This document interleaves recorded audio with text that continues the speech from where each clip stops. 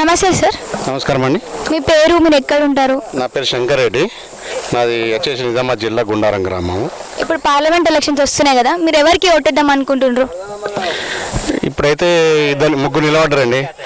ఒకటి కాంగ్రెస్ నుంచి జీవన్ రెడ్డి, టీఆర్ఎస్ నుంచి బాదిరెడ్డి గోవర్ధన్, బీజేపీ నుంచి అరవింద్ ధర్మపురి. ఇప్పుడు నడుస్తున్న సిచ్యువేషన్ ప్రకారం అరవింద్ అయితే బెటర్ అనిపిస్తుంది.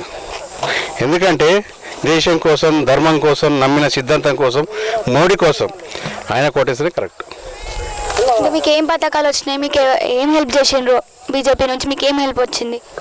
మాకు 500 సంవత్సరాల నుంచి మాకు అయోధ్య అనేది లేకుండే.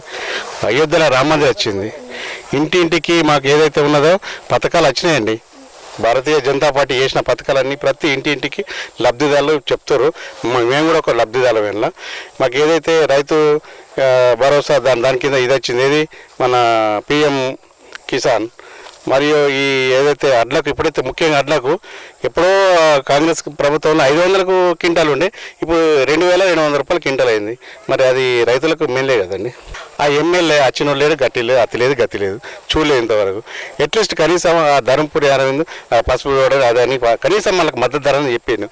మాకైతే ఈ లోకల్ ఎమ్మెల్యే మాకు కానీ, ఇప్పుడు ఉన్న ఇంతకుముందు బాదిరెడ్డి గోవర్ధన్ కూడా కానీ, ఇప్పుడు వెళ్ళి గెలిచిన భూపతి రెడ్డి కానీ ఇంతవరకు మా కళ్ళకు రాలేదు, చూడలేదు. బీజేపీ గవర్నమెంట్ ఎమ్మెల్యే లేరు కదండి ఇక్కడ మా లోకల్లో.